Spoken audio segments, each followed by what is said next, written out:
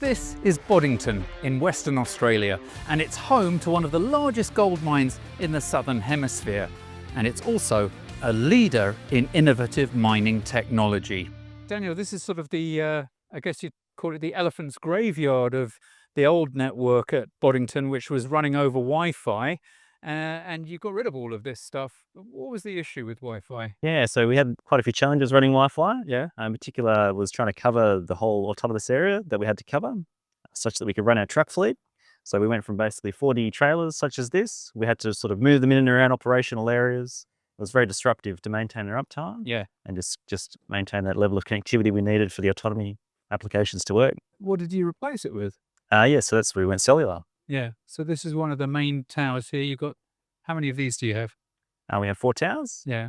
And they cover the whole site? Correct, they do. Yeah. And And in conjunction with a few more infill sites as well. Yeah. And A total of 13 sites. 13 altogether? Yep. 13 zones. And these pull in and transmit and receive all of the data and the information out to the autonomous vehicles? Yep. And also feed them back into the control center, I guess? Yeah, correct. Yeah. So the whole thing is wireless, is it? Indeed, yep. That's the beauty of cellular compared to Wi-Fi. So rather than having, like I said, having the trailers in the operational areas, having these sites in and around the border of the mine enables us to service them more easily, and then we're not disrupting the operations when we need to actually move the trailers. So what was the problem with the Wi-Fi?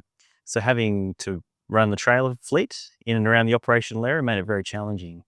We found that during blasting, we were trying to move assets out of the pit, and then we lose connectivity to our assets. So having towers such as this one on the edge of the pit area outside the operational zones made it much easier for us to maintain the connectivity and uptime we needed. So you're obviously talking to the pit and all the equipment down there, but that signal comes up here and then it's propagated over to the control center where we're getting all of that information. So yep, the radio comes down into our comm site just here.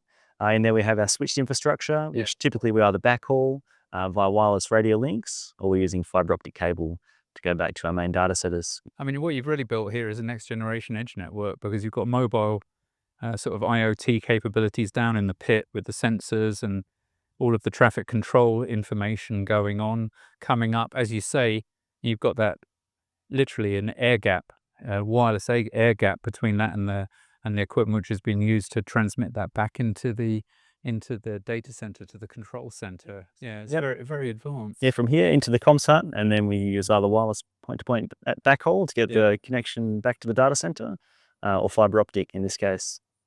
It's interesting, isn't it? Because these IoT applications, they're not like consumer apps, are they? Where somebody's asking for their cat video and getting a bunch of video back.